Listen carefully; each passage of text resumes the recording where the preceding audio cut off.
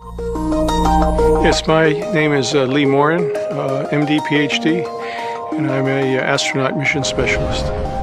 With Orion, America is building a new spacecraft for exploration. Could involve missions to the moon, missions to an asteroid, missions to Mars, and we want Orion to be able to do all those things, to take 4 astronauts into deep space and return them safely to the Earth.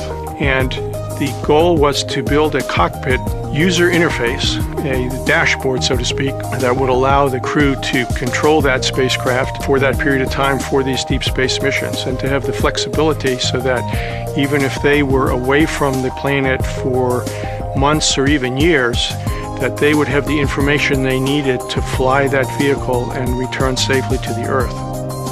And the concept was to go with a glass cockpit, and what that means is that the instruments are all images on a computer screen. They are all on the glass. So rather than flipping a physical switch, the crew brings up a computer screen and flips a virtual switch, a little icon of a switch or icon of a valve.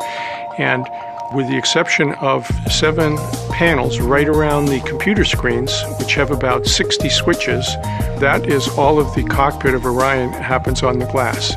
One big benefit is a weight savings, because you don't have to have a physical switch. And having a physical switch, not only is there the weight of the switch, but you also have the weight of the wire to the switch. And you have to have the weight of circuitry that takes that wire and feeds it into the vehicle computers. By putting that on the computer screen, you save that weight and you save the complexity of those wires. That gives us a lot of flexibility. And as we work with the cockpit, if we find certain ways that we could do it better, it's perhaps easier to update the software than it is to rewire the vehicle.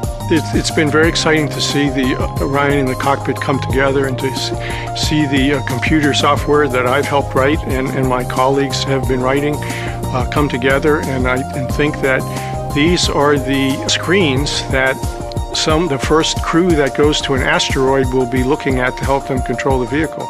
These are the screens that the first humans who go to Mars will be looking at as that mission unfolds in the decades ahead. The Orion is going to be the linchpin of humanity's exploration beyond low Earth orbit into deep space. I get a chill thinking about the role that I've had and the privilege I've had to be able to participate in that.